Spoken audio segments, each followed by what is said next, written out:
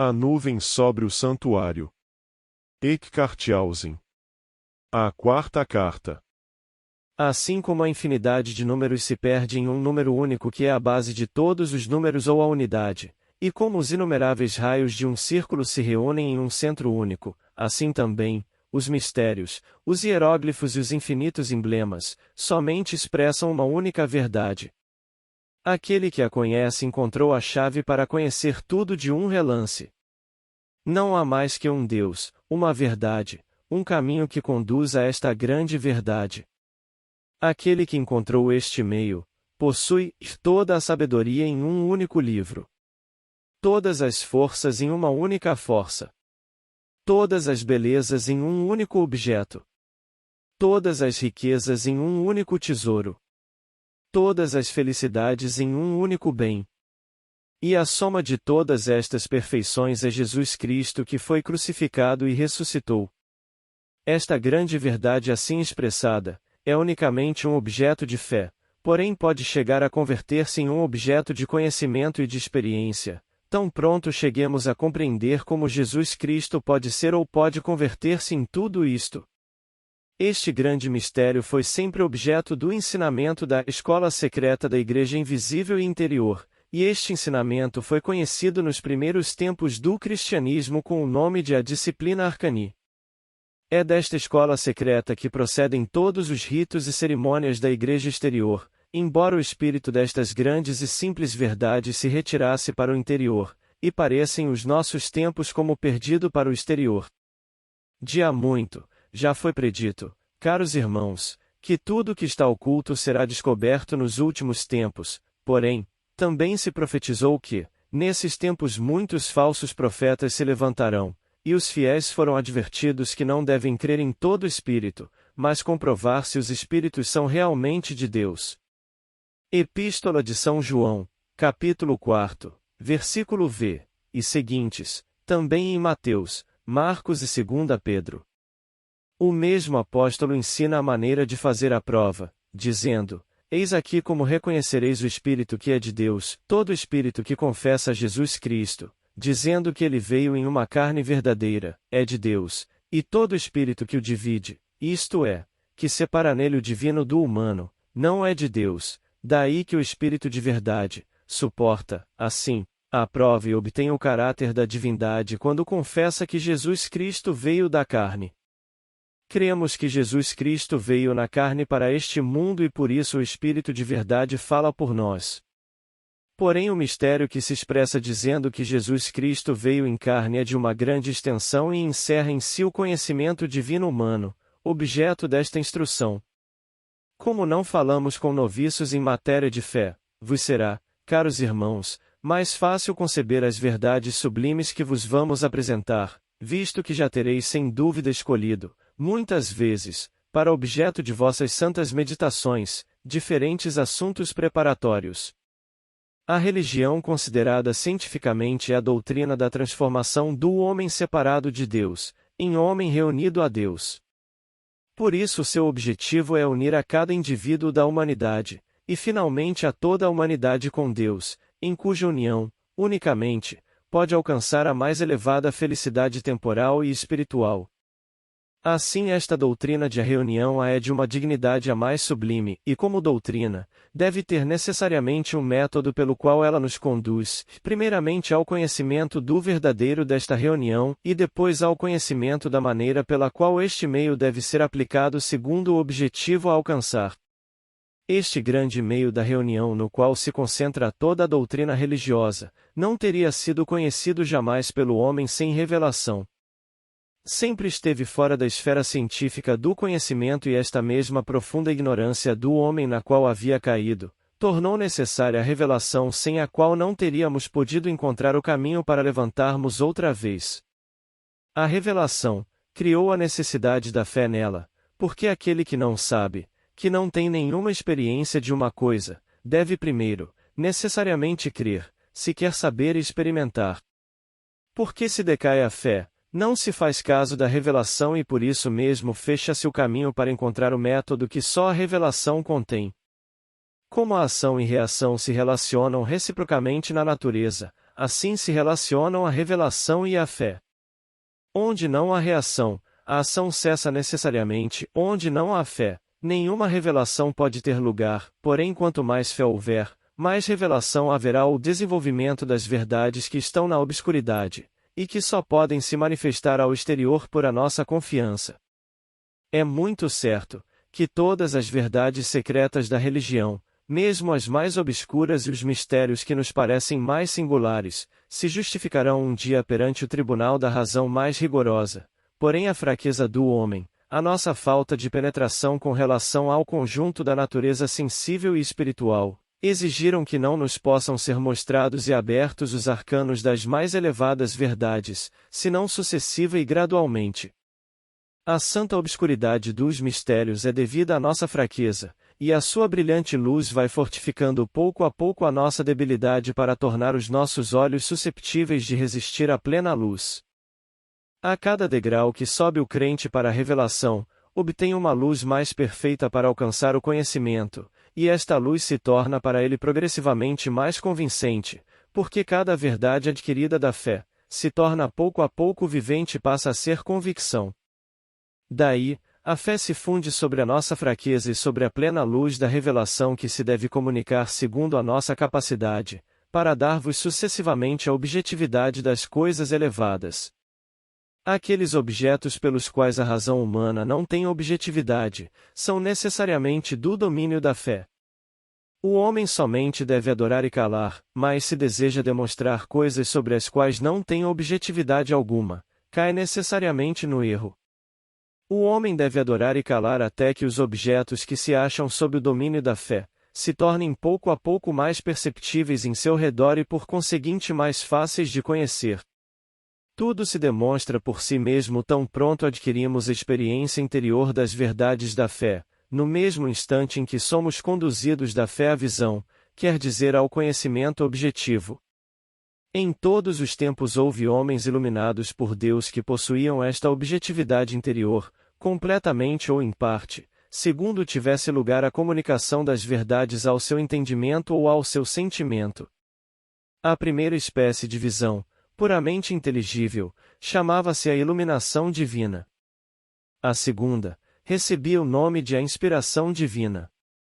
O sensorium interior foi aberto em diversos níveis até as visões divinas e transcendentais, que se chamavam elevamentos de ficar suspenso, absorto, extasiar-se, maravilhar-se ou êxtases, que dominavam sobre o sensorium exterior e sensível. Porém esta classe de homens foi sempre inexplicável e devia constituir um enigma indecifrável para os homens dos sentidos, porque lhes falta um órgão para o sobrenatural e o transcendental. Daí, não se deve estranhar de maneira alguma que se olhe a um homem que considerou mais de perto o mundo dos espíritos como um ser extravagante e até como um louco, porque o julgamento comum dos homens se limita simplesmente ao que os sentidos lhes fazem perceber. Pelo que as Escrituras dizem claramente, o homem animal não concebe o que é do espírito, porque o seu sentido espiritual não está aberto para o mundo transcendental, de maneira que ele não pode ter mais objetividade desse mundo que o cego tem das cores. Portanto, o homem exterior dos sentidos perdeu o sentido interior que é o mais importante, ou melhor, a capacidade do desenvolvimento deste sentido, que está oculto nele, é negligenciada a tal ponto que ele mesmo não imagina a sua existência. Assim os homens materiais estão em geral na cegueira espiritual, a sua visão interior está fechada, e esta obscuridade é ainda uma consequência da queda do primeiro homem.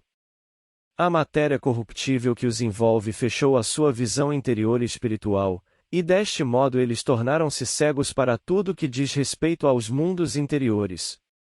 O homem é duplamente miserável, não só leva uma venda sobre os olhos que lhe oculta o conhecimento das mais elevadas verdades, senão que também o seu coração enlanguece e tornar-se lânguido, perder as forças, enfraquecer-se, debilitar-se, e se extenua nos liames aquilo que prende ou liga uma coisa a outra, ligação da carne e do sangue, que o prendem aos prazeres animais e sensíveis, em detrimento de prazeres mais elevados e espirituais. É por isto que nós estamos na escravidão da concupiscência, desejo intenso de bens ou gozos materiais, sob o domínio das paixões que nos tiranizam, e apoiamo-nos, como infelizes paralíticos, sobre duas miseráveis muletas, isto é, sobre a muleta da nossa razão natural e sobre a muleta do nosso sentimento natural. Aquela nos dá diariamente a aparência da verdade. Esta nos faz tomar diariamente o mal pelo bem. Eis a nossa miserável condição. Os homens não poderão alcançar a felicidade até que a venda, que impede o acesso à verdadeira luz, caia dos seus olhos. Não poderão ser felizes senão quando os laços da escravidão que carregam os seus corações se rompam. O cego deve poder ver, e o paralítico deve poder caminhar se desejam ser felizes. Mas a grande e terrível lei a qual a felicidade ou a dita fortuna, sorte, boa sorte dos homens está absolutamente unida é a lei seguinte: homem, que a razão reine sobre as tuas paixões. De há séculos que nos esforçamos reciprocamente em raciocinar e em fazer moral. Qual é o resultado dos nossos esforços ao cabo de tantos séculos? Os cegos querem guiar aos cegos, e os paralíticos aos paralíticos. Porém, em todas as loucuras a que nos temos entregado, em todas as misérias que temos atraído sobre nós, não vemos ainda que não podemos nada individualmente e que necessitamos de uma potência mais elevada que nos retire da miséria. Os preconceitos e os erros, os vícios e os crimes mudaram as suas formas de século em século, mas jamais foram extirpados definitivamente da humanidade, e a razão sem luz caminhava incerta, em cada século. No meio das trevas, o coração repleto de paixões é o mesmo em cada século. Só há um que nos pode curar, um só que é capaz de abrir o nosso olho interior para que vejamos a verdade. Não há senão um que pode tirar as cadeias que nos agrilhoam e nos tornam escravos da sensualidade. Este há um só, é Jesus Cristo, o Salvador dos homens, o Salvador porque nos quer arrancar a todas as consequências a que a cegueira da nossa razão e os extravios do nosso coração, cheio de paixões, nos precipitam. Muito poucos, caros irmãos, têm uma ideia exata da grandeza da redenção dos homens. Muitos acreditam que Jesus Cristo, o Senhor, somente nos resgatou pelo seu sangue derramado, da condenação ou da eterna separação do homem de Deus, porém não creem que também quer libertar de todas as misérias daqui da terra aqueles que o sigam. Jesus Cristo é o Salvador do mundo, é o vencedor da miséria humana, resgatou-nos da morte e do pecado. Como seria tudo isto, se o mundo tivesse de enlanguecer sempre nas trevas da ignorância e nos liames das paixões? Já foi predito muito claramente pelos profetas, que este tempo da redenção do seu povo, este primeiro sábado do tempo chegaria. Faz muito tempo que devíamos ter reconhecido esta promessa cheia de consolo, mas a falta do verdadeiro conhecimento de Deus, do homem e da natureza, foi o impedimento que nos ocultou sempre estes grandes mistérios da fé.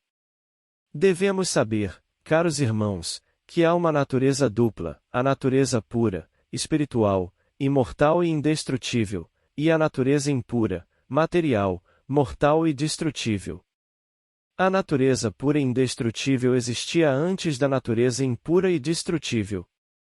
Esta última tirou a sua origem somente da desarmonia e desproporção das substâncias que formam a natureza espiritual. Daí, que só permaneça até que as desproporções e as dissonâncias desapareçam e que tudo volte à harmonia. A ideia incorreta de espírito e de matéria é uma das principais causas de que muitas verdades da fé não se nos apresentem em sua verdadeira luz. O espírito é uma substância, uma essência, uma realidade absoluta. Por isso, as suas propriedades são a indestrutibilidade, a uniformidade, a penetração, a indivisibilidade e a continuidade. A matéria não é uma substância, é um agregado. Por isso é destrutível, divisível e sujeita a mudanças. O mundo metafísico é um mundo existente na realidade, extremamente puro e indestrutível, e cujo centro chamamos de Jesus Cristo, e a cujos habitantes conhecemos com o nome de espíritos e de anjos. O mundo material e físico é o mundo dos fenômenos, não possui nenhuma verdade absoluta, tudo quanto chamamos de a verdade aqui, só é relativo. Não é mais que a sombra da verdade e não a própria verdade, tudo é fenômeno. A nossa razão capta aqui todas as suas ideias pelos sentidos, portanto, elas são sem vida, completamente mortas. Tiramos tudo da objetividade exterior, e a nossa razão assemelha-se a um macaco que imita em si, mais ou menos, o que a natureza lhe apresenta. Assim, a simples luz dos sentidos é o princípio da nossa razão inferior, a sensualidade, a inclinação para necessidades animais, é o móbil da nossa vontade. Nós sentimos, é verdade, que um móbil mais elevado nos seria necessário, mas até agora não sabíamos buscá-lo nem podíamos encontrá-lo. Aqui, onde tudo é corruptível, não podemos procurar nem o princípio da razão, nem o princípio da moralidade, nem o móbil da vontade. Devemos buscá-lo em um mundo mais elevado. Lá onde tudo é puro, onde nada está sujeito à destruição, lá reina um ser que é todo sabedoria e todo amor, e que pela luz da sua sabedoria pode chegar a ser o verdadeiro princípio da razão, e pelo calor do seu amor, o verdadeiro princípio de moralidade. Portanto, o mundo não será e não pode chegar a ser feliz senão quando este ser real, que é ao mesmo tempo a sabedoria e o amor, seja recebido integralmente pela humanidade e chegue a ser nela tudo em todos. O homem, caros irmãos, é composto da substância indestrutível, e metafísica, e da substância material e destrutível, de maneira que, aqui neste plano a matéria destrutível tem como que aprisionada a substância indestrutível e eterna.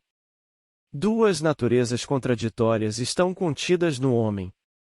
A substância destrutível nos sujeita sempre ao sensível, a substância indestrutível procura libertar-se das cadeias e busca a sublimidade do espírito.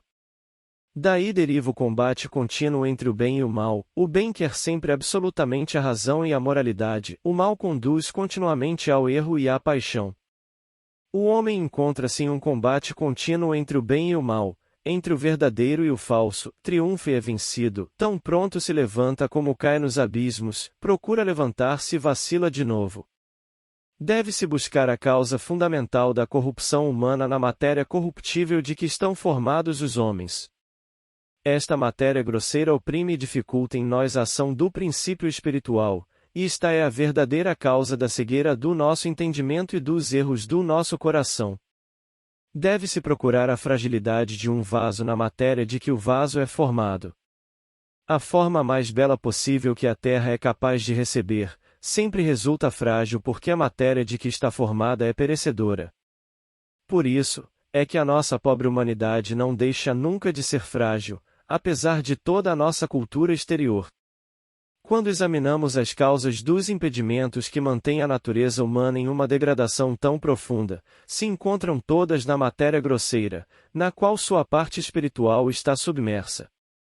A inflexibilidade das fibras, a imobilidade dos humores que desejam obedecer às excitações refinadas do espírito, são como as cadeias materiais que o amarram, e impedem em nós as funções sublimes das quais ele seria capaz. Os nervos e a fluidez do nosso cérebro somente nos proporcionam ideias grosseiras e obscuras que se derivam dos fenômenos e não da verdade, e como não podemos no interior da nossa potência pensante opor-nos para equilibrar as representações bastante vigorosas à excitação violenta das sensações exteriores, resulta que sempre somos arrastados pela paixão, e a voz da razão, que fala suavemente em nosso interior, é apagada pelo ruído tumultuoso dos elementos que sustêm a nossa máquina. É verdade que a razão se esforça por dominar este ruído, procura decidir o combate e tenta restabelecer a ordem pela lucidez do seu julgamento. Mas o seu ato é semelhante aos raios do sol quando as nuvens espessas obscurecem continuamente a sua luz. Os materiais grosseiros que constituem o homem material e que formam a estrutura do edifício inteiro da sua natureza, é a causa deste desfalecimento que tem as forças da nossa alma em sua fraqueza e imperfeição contínuas.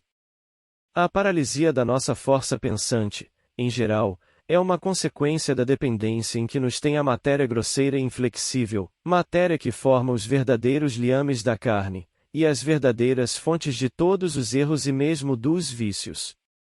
A razão que deve ser legisladora absoluta, é uma perpétua escrava da sensualidade. Esta se erige em regente serviço da razão que enlanguece em seus laços e presta-se aos seus desejos. Esta verdade tem-se sentido de há muito, sempre se tem pregado com palavras. A razão deve ser a legisladora absoluta. Ela deve governar a vontade e não ser governada por ela. Os grandes e os pequenos sentiam esta verdade, porém tão pronto se punham à prática, a vontade animal subjugava logo a razão, e em seguida a razão subjugava por algum tempo a vontade animal, e é por isso que, em cada homem, a vitória e a derrota entre as trevas e a luz eram alternativas, e este mesmo poder e contrapoder recíprocos são a causa da oscilação perpétua entre o bem e o mal, entre o falso e o verdadeiro. Se a humanidade deve ser conduzida à verdade e ao bem para que obre de acordo com as leis da razão e segundo as indicações puras da vontade, é imediatamente necessário dar à razão pura soberania sobre a humanidade.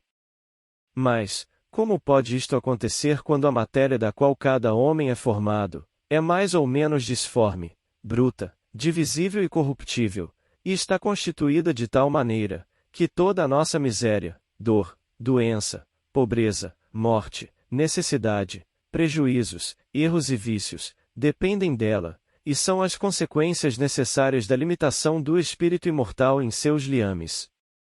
Não é a sensualidade que impera quando a razão está agrilhoada? E não se encontra ela aprisionada quando o coração impuro e frágil expulsa de todos os lados o seu raio puro? Sim, amigos e irmãos, aí está a causa de toda a miséria dos homens, e, como esta corrupção se propaga de homens a homens, pode ser chamada, com razão, de a sua corrupção hereditária. Observamos em geral que as forças da razão não atuam sobre o coração senão com relação à constituição específica da matéria da qual o homem está formado. Assim é extremamente admirável quando pensamos que o Sol vivifica esta matéria animal segundo a medida da sua distância deste corpo terrestre, que a torna tão apta para as funções da economia animal, como para desfrutar em um grau mais ou menos elevado da influência espiritual. A diversidade dos povos, as suas particularidades em relação ao clima, a multiplicidade dos seus caracteres e das suas paixões, os seus costumes, os seus preconceitos e usos, ou mesmo as suas virtudes e os seus vícios dependem unicamente da constituição específica da matéria da qual estão formados, e na qual o espírito aprisionado trabalha de maneira diferente. A sua capacidade de cultura se modifica segundo esta constituição, e de acordo com ela se rege também a ciência, que não modifica cada povo senão enquanto tem matéria pensante, susceptível de ser modificada, no que consiste a capacidade de cultura própria de um povo, que por sua vez, depende em parte da geração e em parte do clima. Em geral encontramos por toda parte o mesmo homem fraco e sensual, que só tem de bem, em cada região, aquilo que a sua matéria sensível permite à sua razão de predominar sobre a sensualidade, e de mal na mesma proporção que a sensualidade pode ter de predominância sobre o espírito mais ou menos aprisionado. Aí residem o bem e o mal de cada nação como de cada indivíduo isolado. Encontramos no mundo inteiro esta corrupção inerente à matéria da qual os homens são formados. Por toda parte existe a miséria, a dor, a doença e a morte, por toda parte existem as necessidades, os preconceitos, as paixões e os vícios, somente sob outras formas de modificações. Do estado mais inferior da natureza selvagem, o homem entra na vida social, primeiro pelas necessidades, a força e a astúcia, faculdades principais do animal, o acompanham e se desenvolvem, sob outros aspectos. As modificações destas tendências animais fundamentais são inumeráveis, e o mais alto grau de cultura humana que, até o presente, o mundo adquiriu, não conseguiu senão colorir com uma capa muito tênue estas inclinações fundamentais do homem animal. Isto quer dizer que nos temos elevado do estado animal bruto até o mais alto grau do animal refinado. Mas este período era necessário, porque com a sua duração começa um novo período, ou seja, após as necessidades animais desenvolvidas, começa o desenvolvimento da necessidade mais elevada da luz e da razão.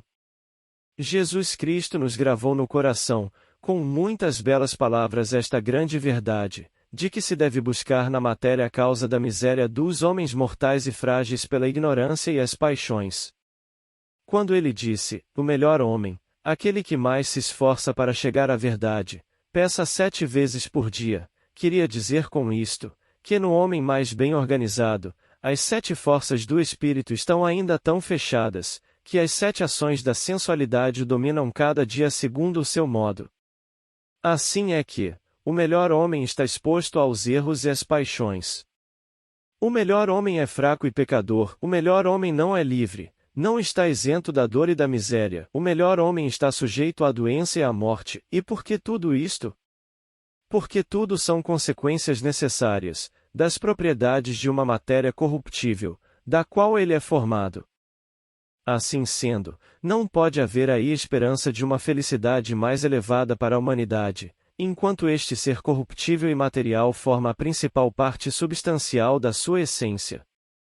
A impossibilidade em que se encontra a humanidade de se poder lançar por si mesma a verdadeira perfeição é uma constatação cheia de desespero, mas, ao mesmo tempo, este pensamento é a causa, plena de consolação, pela qual um ser mais elevado e mais perfeito se cobriu deste invólucro mortal e frágil, a fim de tornar imortal o que era mortal e indestrutível o que era destrutível, e nisto deve-se procurar também a verdadeira causa da encarnação de Jesus Cristo. Jesus Cristo é o ungido da luz, é o esplendor de Deus, a sabedoria que havia saído de Deus, o Filho de Deus, o Verbo real pelo qual tudo foi feito e que era no princípio. Jesus Cristo, a sabedoria de Deus que opera todas as coisas, era como o centro do paraíso do mundo da luz, era o único órgão real pelo qual a força divina podia comunicar-se, e este órgão é a natureza imortal e pura, a substância, indestrutível que tudo vivifica e conduz para a mais alta perfeição e felicidade. Esta substância indestrutível é o elemento puro no qual vivia o homem espiritual. Deste elemento puro no qual só Deus habitava, e de cuja substância foi criado o primeiro homem, este separou-se pela queda. Pelo gozo do fruto da árvore do bem e do mal, envenenou-se de tal sorte, que o seu ser imortal se retirou para o seu interior e o mortal cobriu o exterior. Desta forma desapareceu a imortalidade, a felicidade e a vida, e a mortalidade, a infelicidade e a morte foram as consequências desta mudança. Muitos homens não podem fazer uma ideia da árvore do bem e do mal. Esta árvore era o produto da matéria caótica, que ainda estava no centro e na qual a destrutibilidade ainda tinha a superioridade sobre a indestrutibilidade. O gozo demasiado prematuro deste fruto que envenena e rouba a imortalidade, colocou Adão nesta forma material sujeito à morte. Caiu, entre os elementos que ele anteriormente governava. Este acontecimento infeliz foi a causa de que a imortal sabedoria, o elemento puro e metafísico, se cobrisse com o invólucro mortal e se sacrificou voluntariamente para que as suas forças interiores passassem ao centro da destruição e pudesse conduzir pouco a pouco tudo o que é mortal à imortalidade. Assim como aconteceu de um modo inteiramente natural, que o homem natural se tornou mortal pelo gozo de um fruto mortal, do mesmo modo aconteceu naturalmente, que o homem mortal pudesse recobrar a sua dignidade precedente pelo gozo de um fruto imortal. Tudo se passa de um modo natural e simples no reino de Deus, mas para reconhecer esta simplicidade, é necessário ter ideias puras de Deus, da natureza e do homem, e se as verdades mais sublimes da fé estão ainda para nós envoltas em impenetráveis trevas, a causa está em que até agora havíamos separado sempre as ideias de Deus, da natureza e do homem.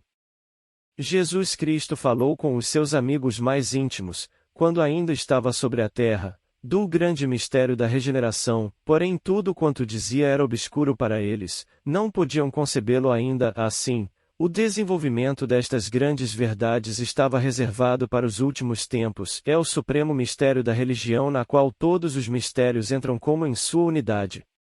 A regeneração não é outra coisa senão uma dissolução e um desprendimento desta matéria impura e corruptível que tem aprisionado o nosso ser imortal, e guarda submersa em um sono de morte a vida das forças ativas oprimidas. Deve existir necessariamente um meio real para eliminar este elemento venenoso que ocasiona em nós a infelicidade e para libertar as forças aprisionadas. Mas não se deve procurar este meio em nenhuma outra parte a não ser na religião, porque como a religião considerada cientificamente, é a doutrina da reunião com Deus, deve também necessariamente ensinar-nos a reconhecer o meio para chegar a esta reunião. Acaso Jesus e o seu conhecimento vivificante não são o objetivo principal da Bíblia e o conteúdo de todos os desejos, de todas as esperanças e de todos os anelos e anseios do cristão? Não recebemos do nosso Senhor e Mestre, durante todo o tempo que andou entre os seus discípulos, as mais elevadas soluções sobre as mais ocultas verdades? E quando o Divino Mestre estava com eles, em seu corpo glorioso, após a sua ressurreição, não lhes deu a mais alta revelação referente à sua pessoa, e não os conduziu mais profundamente ao conhecimento da verdade? Não realizaria o que disse em sua prece sacerdotal? São João 17:22 e 23 e 22, e eu dei-lhes a glória que a mim me deste, para que sejam um, como nós somos um. 23, eu neles, e tu em mim, para que eles sejam perfeitos em unidade, e para que o mundo conheça o que tu me enviaste a mim, e que os tens amado a eles como me tens amado a mim. Como os discípulos do Senhor não podiam conceber o grande mistério da nova e última aliança, Jesus Cristo lhes transmitiu aos últimos tempos vindouros que presentemente se aproximam, e disse: naquele dia em que eu vos comunicarei a minha glória, vós reconhecereis que eu estou em meu Pai, vós em mim, e eu em vós. Esta aliança é chamada a aliança da paz. É então que a lei de Deus será gravada no mais recôndito do nosso coração, reconheceremos todos ao Senhor, seremos o seu povo e ele será o nosso Deus. Tudo já está preparado para esta possessão atual de Deus, para esta união real com Deus, e já possível aqui embaixo, e o elemento santo, a verdadeira medicina para a humanidade é revelada pelo Espírito de Deus. A mesa do Senhor está servida, e todos estão convidados, o verdadeiro pão dos anjos está preparado, como está escrito, e vos-lhe haveis dado o pão do céu. A santidade e a grandeza do mistério que encerra em si todos os mistérios, nos ordena aqui calar, e não nos está permitido senão de fazer menção dos seus efeitos. O corruptível, o destrutível é consumado em nós e coberto com o incorruptível e o indestrutível. O sensorium interior se abre e nos une com o mundo espiritual, somos iluminados pela sabedoria, conduzidos pela verdade, alimentados pela tocha do amor. Forças desconhecidas se desenvolvem em nós para vencer o mundo, a carne e Satanás. Todo o nosso ser é renovado e tornado capaz de converter-se em uma morada real do Espírito de Deus. O domínio sobre a natureza, a relação com os mundos superiores e o gozo e o contato visível com o Senhor nos são concedidos.